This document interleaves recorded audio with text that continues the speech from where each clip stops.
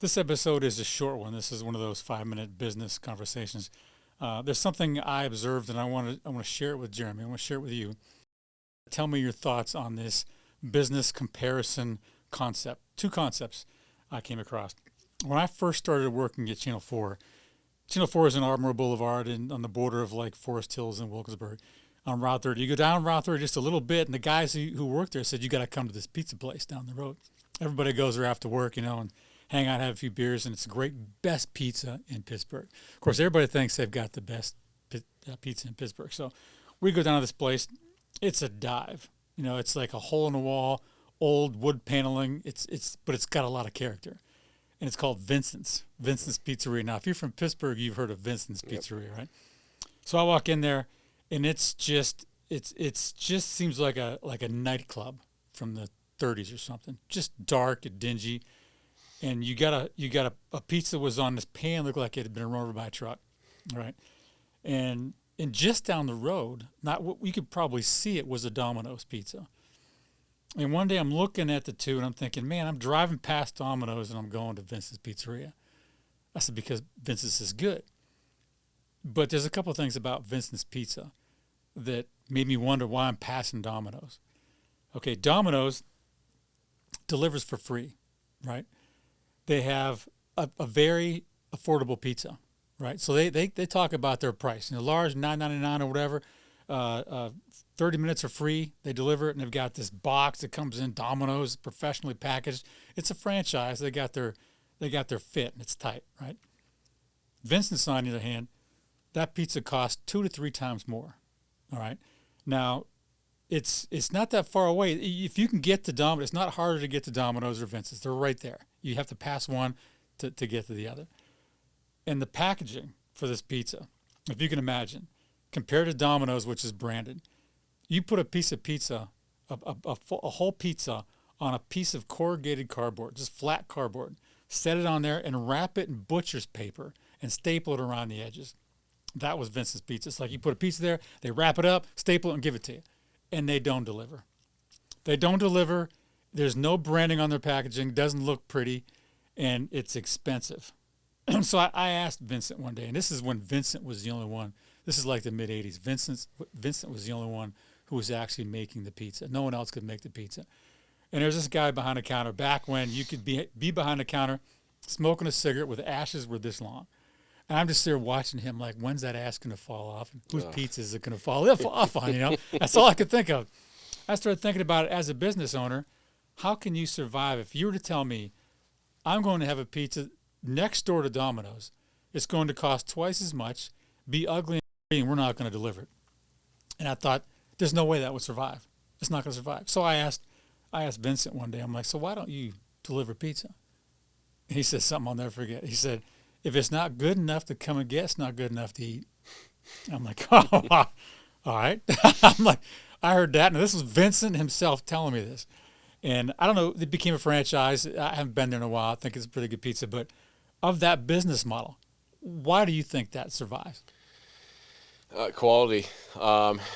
So, here's my opinion as a multi-business owner and whatnot. And I'm familiar with Vincent's. I'm familiar with Domino's, and I think Domino's has its uh, good product and marketing. But he's probably my opinion with why Mr. Vincent can say that and do that is because he's probably unique.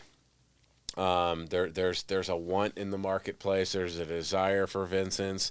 Domino's seems, maybe mass produced in some people's minds. I like Domino's personally, but I believe that when you have a good product and that product is marketed well and it stays consistent, has to stay, especially with ingredients. You said Vincent was the only one that made the pizzas.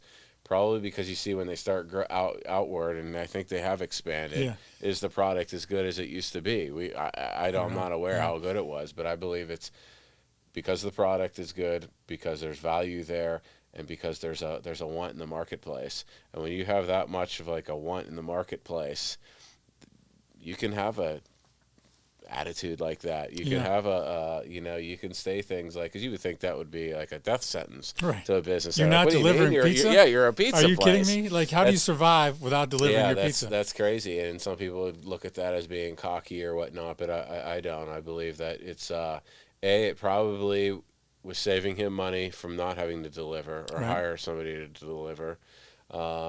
I mean, it's like, why not have everybody come to you? It's overhead. It's its own form of overhead that he's cutting Right. out as well. But that comes down to the product is that good, that if people are going to come to you. And then I think once it goes through like a stage and a time frame of that type of business and people are used to that, they're going to, and it's good still. Right. Yeah. They know that Vincent's doesn't deliver. We have to go get Vincent's. Right. So it's almost like, how bad do you want this pizza? Yeah. It's that good. It's like a demand, I Right. don't want to call it supply and demand, but it kind of is, because at the time, when that was the only one, I mean, who else had his pizza?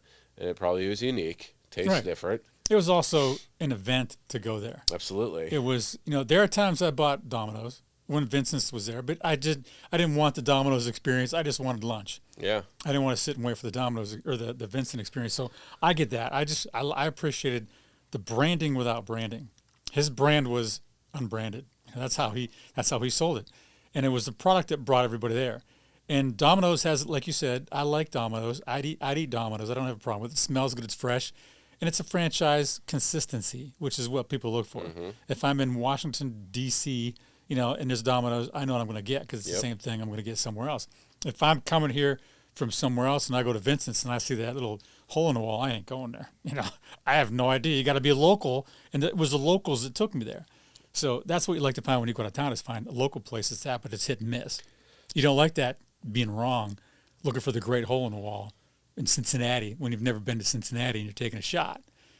So I took a shot at you say the hole in the wall I did. I was in St. Augustine, Florida recently, and I found it, and I can't think of the name. It was an Italian name, obviously. And I said, with a name like that, it's got to be good pizza. Right. And it was right outside of town in St. Augustine, and it was one of the best pizzas I've ever. And he's the only one. I don't think they delivered. They had a little diner. Yeah. Everybody was picking up. I can't be for certain they didn't deliver, but they didn't have delivery. I had to pick it up from what I recalled, and it was similar to Vince's story. It was amazing pizza, and I'm like, that's why people like this guy probably doesn't even have to deliver, or he probably makes a killing because of the quality of the product. I always think about when someone talks to me about business and whether a business is going to survive or not, I always use pizza as an analogy, because pizza, you can oversaturate the market. There can be a lot of pizza places around, right? Can you survive as a pizza place? Well, in order to survive in a pizza place in my neighborhood, you've got to take somebody out. So you just have to be better than the last place person. Yeah. Really, you got to take one person out and you'll survive. Like Minio's moved into my neighborhood in North Hills, and that like shook the earth a little bit, because every pizza place out is like, oh man, and I'm thinking someone's going down. Yeah. Because Minio's doesn't deliver, but I'll drive there and get that pizza. Absolutely. And I thought that shook it up a little bit. And someone could say, yeah, start a business, make pizza, and you'll be great, because I know people who've made $1 million off a pizza place. But you have to know pizza, and you have to know the product, know the service, understand the business, and take someone else out. Yeah, because if you're going to move in, someone's moving out.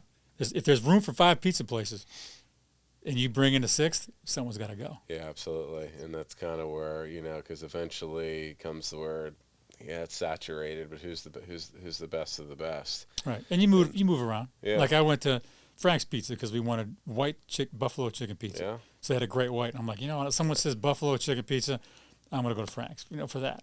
And normally I'm at Minio's or maybe Tomato Pie Cafe, which is in the North Hills area. That's a good.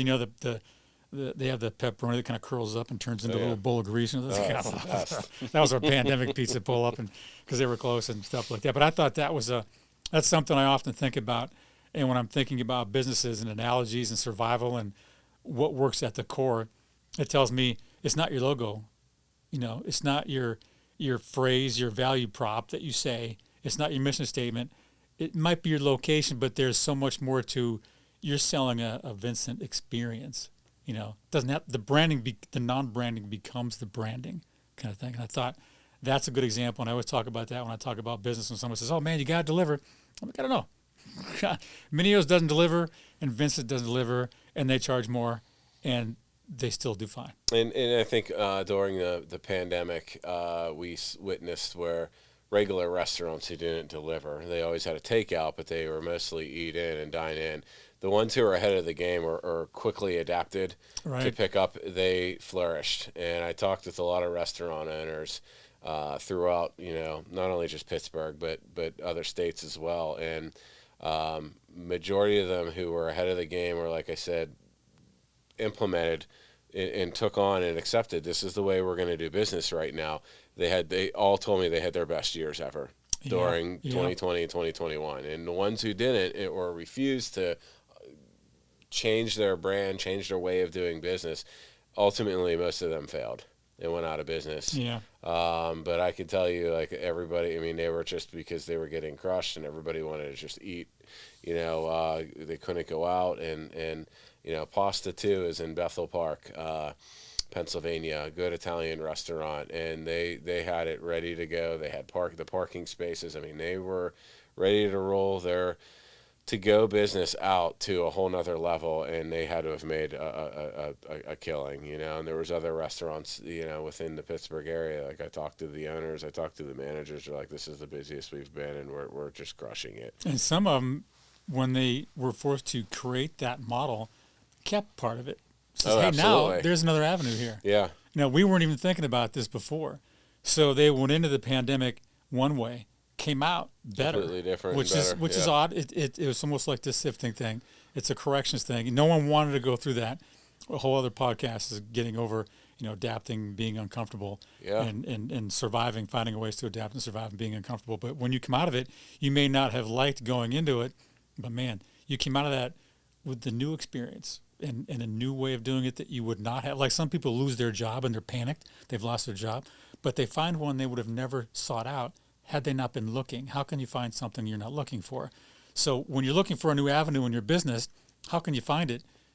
You're not going to stumble on it. You've got to look for it. So the pandemic made people look for something else. They found it, didn't know they even needed to look for it, but then they started doing that delivery, pickup, whatever, and it now adds to their revenue. It's a revenue stream that came out of the pandemic. And I think that separates as an entrepreneur and one who looks at businesses to buy businesses and whatnot.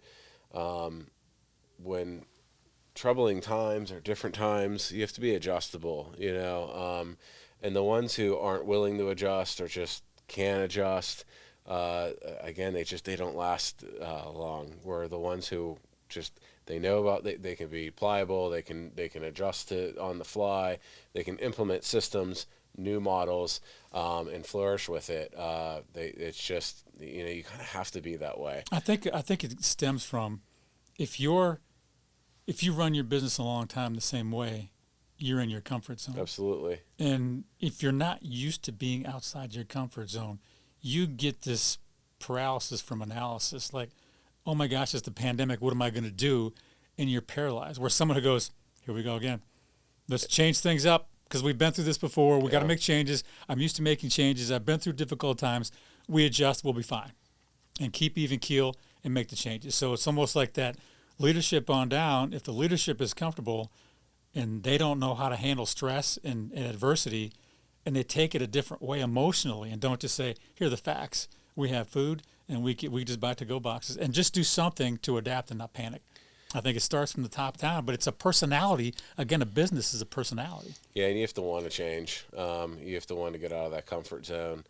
I mean, I would have conversations with business owners during that time, shortly after, in various areas too, not just in the Pittsburgh region, but across the United States, or outside of, and thing that always seemed to stand out to me are the ones who didn't make it. They always were kind of bitching and complaining. Yeah, they were upset. It was this, and it was always COVID's fault. It's and the blame thing. But it comes down to the blame thing. Nothing changed in their business, and they didn't adjust, and they didn't want to be there anymore. And so I get where, and I have an understanding of people falling into those patterns, those habits, and being a creature of habit and not wanting to change because you get comfortable in your comfort zone. But I believe if you stay in your comfort zone for too long, you're not growing. Right. And so I To me, believe, you're either comfortable or if you're staying comfortable, you're dying. If yeah, you're not growing, you're dying. yeah, So staying in that when you get past the uncomfortable zone or the comfortable zone into the uncomfortable zone, I call that the growth zone. yeah. When you're out of your comfort zone, you're in the growth zone. You find out your full potential, not Right. just in business, but in life. Once you get out of the comfort zone, that's when you know you can get your full potential. That's where the most fulfillment comes from in life. And it comes from being outside of. I was one at one. I feel at times in my life, I like the comfort zone and this and that, but I can, especially with what went on in the last few years and what we went through during there. I don't know that I would ever want to go back to being comfortable because Yeah. I now it really is resonated as to what that means to grow, Yeah. what that means to be able to be fulfilled. And Yeah. Here's the thing: when you say everyone says this, get outside your comfort zone every now and then. But when people hear that, it's just a buzzword, it's just a buzz phrase. so what does it mean? So what does it really mean to get? When I look at it this way, when you are not liking where you are, when you are just saying, I don't want to be here, I don't like this situation, this is too much, I quit, I want to quit, that's the uncomfortable zone. That's where you feel. That's where you need to be once in a while. You need to do a job you don't want to do. Yeah. The end of the day, like I gotta go outside. I gotta chop a ton of wood. I hate chopping wood. It's snowing, it's sleet, whatever. I gotta do this. I hate doing this. It's not what I want to do. Why am I doing this time of my life? That's the growth zone. It's when you say it's like during a workout. I talk about this whole other concept or whole other podcast, but it's the point at the workout where you want to quit is where the gain happens. Absolutely. The workout starts when you want to quit. So in my mind, if you're tired and you want to quit, that's the starting line. You have to be like, this is where we're starting now. This is where we're getting into a whole new thing about businesses, but this is how my thought is in the comfort zone. You've been doing one thing for a long time and you feel good and you like it, but something bad trips you up. You're angry now because you don't want things to change again. But you should be happy that this happened because now you're outside the comfort zone. But I don't want to get off on a whole new podcast, but No, starting with that but business it is, 'cause concept, but I really it wanted really to. does because you see, I mean, from the beginning of it, it was that concept worked and whatnot. But you see, you talk about with Domino's, they really changed their model over the years. They were staying the same for a really long time, and the business wasn't doing well overall. So you remember the commercials over the last like 5-6 years, like they really. I think it was from a Super Bowl ad, if I recall, where they started this new concept of they really focused on their quality. They took initiative. They got out of their comfort zone, and they turned because they were kind of more a little bit of a restaurant-like as well, where they got out of that. They became more of a pickup. They focused on the quality of their product, and so they were in this stuck zone for what a couple decades in the business. But the business probably has scaled tremendously higher in the last 5, 6, 7 years than it did in the previous 10, based off of the way they marketed their product. And so, and you were saying about starting when it starts to get tired. I think it was Muhammad Ali once said, when it started to hurt is when I knew I was at the beginning. I didn't start, I didn't start counting until it started to hurt on the sit-ups and whatnot. But I think another, like you want to get and dive into the nuts and bolts too, is one of the things that has worked for me personally is to take it as like it's a task at hand and it needs to be done. Maybe it's like a military-esque type of way to look at it, or a Marine type of way to look at it, thinking like a general or somebody in that's going in the battle or whatnot. But it comes down to I don't really focus on it being sucky anymore. I just know that that's the task at hand for me to get to what I actually am trying to achieve. Right, get the and goal I think in there mind, were times where like the achievement kind of got overshadowed by me not wanting to do the certain things, and I know that was something that probably held me personally back, not only just in business but in life. But and it is like it sounds cliche-ish, but the whole you would have to do the sucky parts for it. But I mean, it really is. It's about getting comfortable.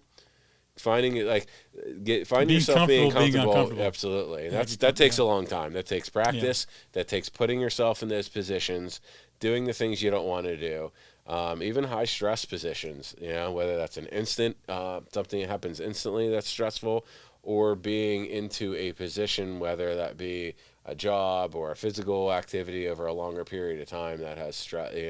add stress to the mind and body. I believe that David Goggins, if you know who he is, he's David Goggins was a man who was real quick story. He was heavy set. He lost all this weight because he lived not a very good life growing up. Wanted to try out, go for the Navy SEALs. Ended up going through budge training, but he had to lose 120 pounds. This guy is like he's created a philosophy of enjoying the suck, is what he says, and so that's somebody that I try to like watch and follow to get where like get comfortable in the uncomfortable, and the more you do that, the more you practice that, the more that gets. Kobe Bryant's another one that used to speak about being present, and being present in the manner of putting himself in these and practicing these uncomfortable situations as much as possible. Whether it's him grinding and grinding and grinding physically, to where when that moment would happen during game time in the high pressure situations, they usually came out on top because it was just like another day to them, right, yeah. and they didn't buckle. So because conditioning your mind is part of that. Absolutely. It's just like getting used to, like, I know what uncomfortable is. I can identify it, and I know it's not a bad thing. And telling yourself that, like, this uncomfortableness is not a bad thing, but you're not thinking about that when you're in it. Like if you're taking a walk somewhere and it starts to rain and it's freezing and you just want to get to your car, it's like, hang on a minute, this is good. Yeah. I don't want to be here, but this is a good thing. I'm gonna get through this. I'm freezing. It's rain. I'm soaking wet. My car's 2 miles away. I'm not gonna start running and panicking. I'm gonna be like, when I get to that car, it's gonna feel good. But I won't feel good unless I feel bad first, because there's nothing to feel good about unless you felt bad. It takes one to and make the other. And you can change that that outlook by telling yourself, if you really tell yourself enough that this isn't so bad, or it actually feels good, you're actually going to think what doesn't feel good. Now, obviously, there's extreme measures to that probably don't count and whatnot, but I'm referring to something simple as cold rain and being out in it, or like cold plunges. People do cold plunges. It's very therapeutic to the body, and it's gaining a lot of popularity. I mean, it's not really fun to get into ice cold water right away, but I'll tell you right now, the more you do it, and if you tell yourself it's really bad constantly before you do it, it's going to make it worse. Right. You can change the way you feel about a lot of situations by just having a different perspective and outlook, and really believing that. You got to feel that. Right. So, don't just keep saying it to yourself. But I mean, if you've said it enough, it'll become the truth. But really, you got to start to believe that uncomfortable is a good thing. And that gets back into the original standpoint, is Domino's Pizza got too comfortable with what they were doing, and it wasn't really working. And look how they ended up changing. And I believe they have a great model. Yeah, they do. And I think it's a part of that is the branding and staying in the spotlight. You come up with a new gimmick, whatever it is, and promote it, and then you're in the spotlight. So it's more like brand awareness, but it's just a way to get in front of people. Like Perkins Restaurant's going out of business like crazy. I'm not seeing them in front of anybody. No. Why are they closing? Because I don't see them anywhere. No. It's not top of mind. The brand is gone. It's lost it. So that kind of thing is a whole new thing. But I think I just love that analogy of those two pizza places almost next door to each other, completely opposite, but successful in their own way, despite conventional thinking. Yeah. Got to deliver, got to be cheap, got to be branded. Not necessarily. Doesn't always work. Not if your product's bad. Right. If your product's good, you can sell it. It can look pretty. You can buy a car that looks nice without a motor in it. And one more thought on the Vincent's Pizza is, if the pizza wasn't good, he wouldn't have been able to do that. Yeah, he wouldn't have done anything. He would have been chasing the customers down. But no, instead they chased him down, and it really comes down to his pizza was better. Right. That's right. It was an experience. Yeah, good. Yep. Thanks for this topic. Yep. This is a good one. Thank you.